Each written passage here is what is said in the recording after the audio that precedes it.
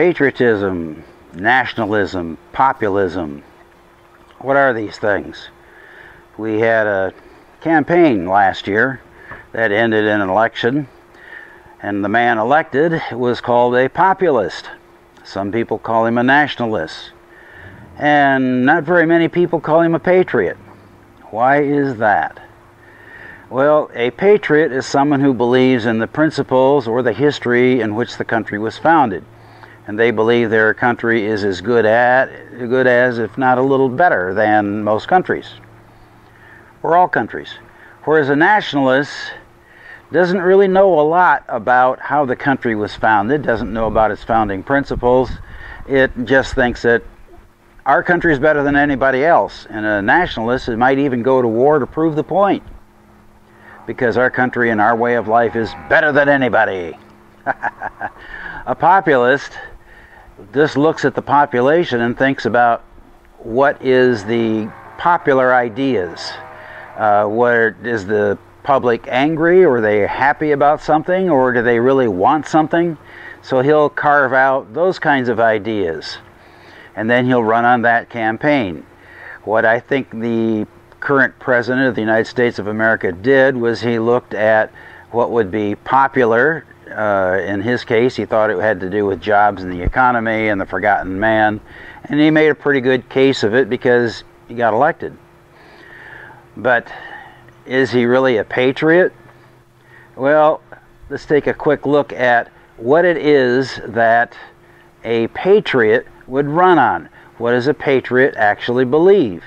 And that is in the preamble of the Declaration of Independence, when we decided that we were going to break away from the King of England and become an independent country. Preamble to the U.S. Declaration of Independence.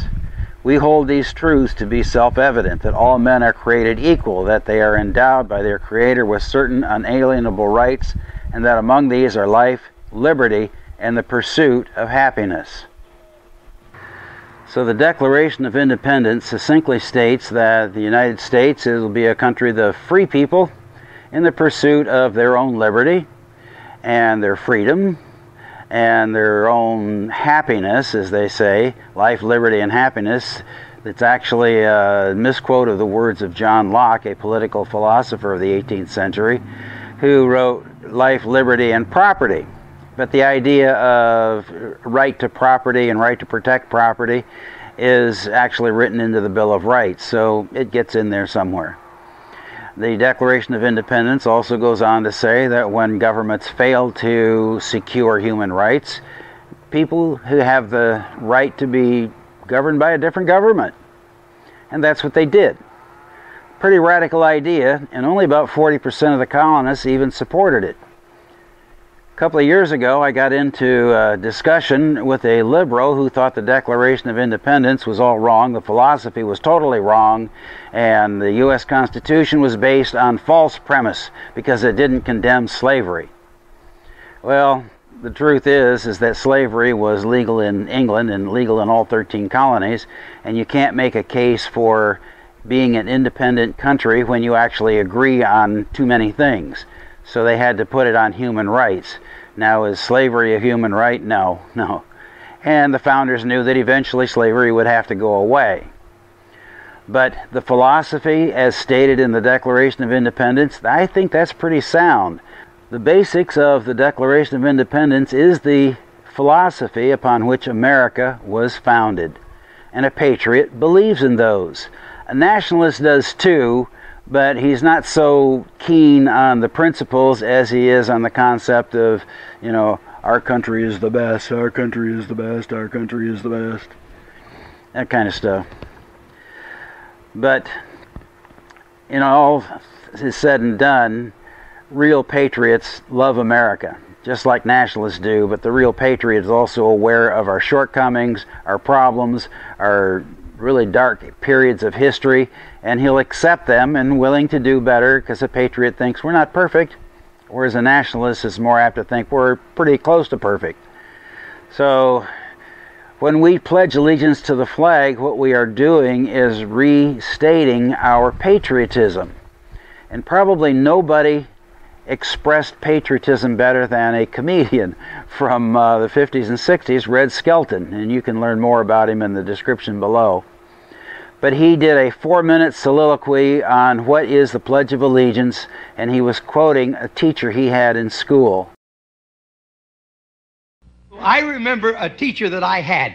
Now, I went through the 7th grade. I went to the 7th grade. And I left home when I was 10 years old because I was hungry. And I used to, this is true. I work in the summer and I go to school in the winter. But I had this one teacher. He was the principal of the Harrison School in Vincennes, Indiana. To me, this was the greatest teacher, a real sage of my time, anyhow. He had such wisdom. And we were all reciting the Pledge of Allegiance one day. And he walked over, this little old teacher, Mr. Lasswell was his name. Mr. Lasswell, and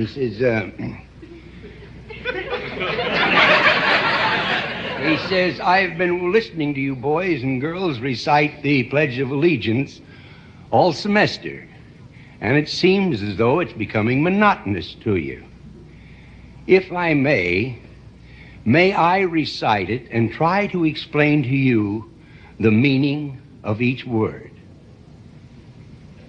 I, me, an individual, a committee of one, pledge, dedicate all of my worldly goods to give without self-pity, allegiance, my love and my devotion to the flag, our standard, Old Glory, a symbol of freedom.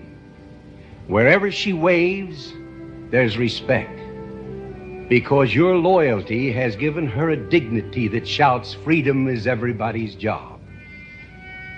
United. That means that we have all come together. States, individual communities that have united into 48 great states, 48 individual communities with pride and dignity and purpose, all divided with imaginary boundaries, yet united to a common purpose, and that's love for country. And to the republic, a state in which sovereign power is invested in representatives chosen by the people to govern. And government is the people, and it's from the people to the leaders, not from the leaders to the people, for which it stands. One nation, meaning so blessed by God, indivisible, incapable of being divided, with liberty, which is freedom, the right of power to live one's own life without threats, fear, or some sort of retaliation. And justice, the principle or qualities of dealing fairly with others. For all, which means, boys and girls, it's as much your country as it is mine. And now, boys and girls, let me hear you recite the Pledge of Allegiance. I pledge allegiance to the flag of the United States of America and to the republic for which it stands, one nation, indivisible, with liberty and justice for all. Since I was a small boy, 2 states have been added to our country, and 2 words have been added to the Pledge of Allegiance: under God. Wouldn't it be a pity if someone said that is a prayer and that would be eliminated from schools too?